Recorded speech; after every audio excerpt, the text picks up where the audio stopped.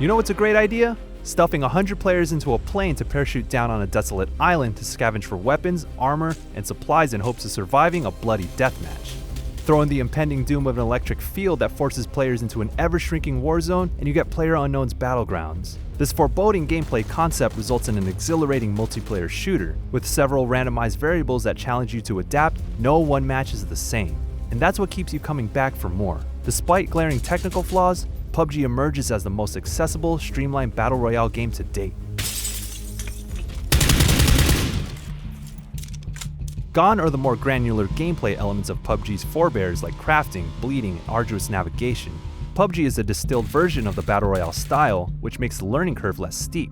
Jumping into a match is less daunting and faster paced than something like H1Z1 King of the Kill or earlier Arma mods. You're expected to scavenge for weapons, ammo, armor, and health packs. These critical items litter the city centers, towns, and abandoned structures across the game's 2 different maps. Tension and anticipation fill the air even in an early phase of a match. You have to account for your plane's flight path and determine if you want to pick a fight as soon as possible. Then it's a race to find the first gun, or immediately throw hands in a hilariously janky boxing match. On the flip side, parachuting to a more distant town results in a less stressful hunt for equipment, but you won't always get the gear that you want. In squads, sharing an abundance of ammo and health packs, or scouting to relocate, highlights the tactical advantage of team play even in the opening minutes. It's absolutely necessary to juggle all of these factors, but by the same token, this can prove to be exhausting and repetitive. Despite having relatively smooth inventory management, it's demoralizing to spend a majority of a match gearing up only to lose in the first firefight, or die unceremoniously from distant gunfire. But that's the give and take you have to accept in PUBG for the more rewarding moments to surface.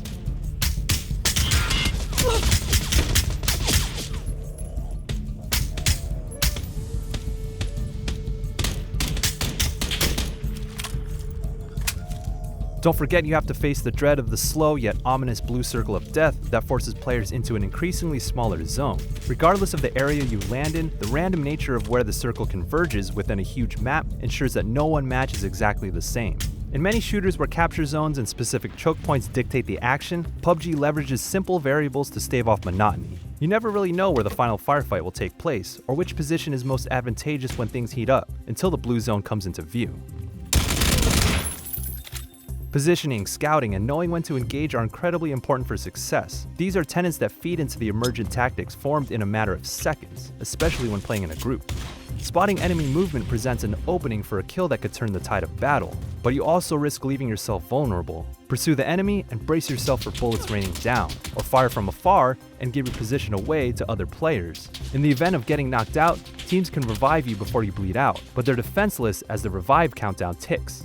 PUBG is a series of calculated risks. It's not entirely new to video games, but the unpredictability of where and when these moments happen keeps the game fresh.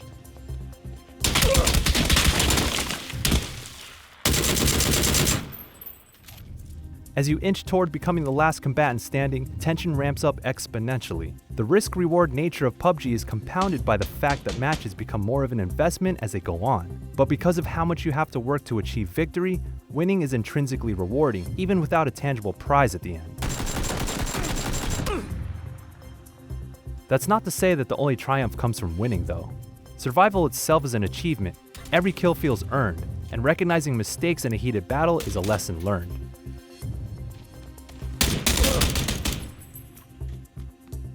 PUBG retains some of the military simulation roots of its predecessors, and the game is better for it. Guns aren't easy to wield. Recoil is a major factor that negates the effectiveness of full auto firing modes outside of close quarter encounters. Bullet drop makes sniping much more challenging than simply lining up your crosshairs. Health packs take time to be applied, which makes you think twice about healing under pressure. But to experience the most satisfying parts of PUBG, you'll likely go through a lot of trial and error. As of now, there aren't any in-game tutorials to lay out the basics or jumpstart newcomers. Even after several hours, you may still not realize something as simple as the fact that you can hold a control key, right-click items in the inventory to drop specific quantities for your squad mates. Battlegrounds lacks technical refinement as well. The game is noticeably improved from its early access days, but frame rates can still fluctuate inexplicably. Even a high-end PC can have trouble maintaining a steady frame rate with relatively modest graphics settings, evidence of the game's ongoing optimization issues. On top of the in-game performance problems, the fear of seemingly random crashes and connection difficulties linger. If and when these strike, a good match is ruined. The technical shortcomings of PlayerUnknown's Battlegrounds can undermine its broader achievement. However, PUBG focuses on streamlining the core tenets that make the genre so enjoyable. Each phase of a match presents a different type of tension. It's equal parts thrilling and terrifying, all driven by the insatiable desire to be the last person or squad standing. Whether you play solo or in a group, successfully executing adaptive tactics makes for an incredibly tense and rewarding experience. Every player has unique stories of their most memorable matches, and even after hundreds of hours, PlayerUnknown's Battlegrounds keeps on giving.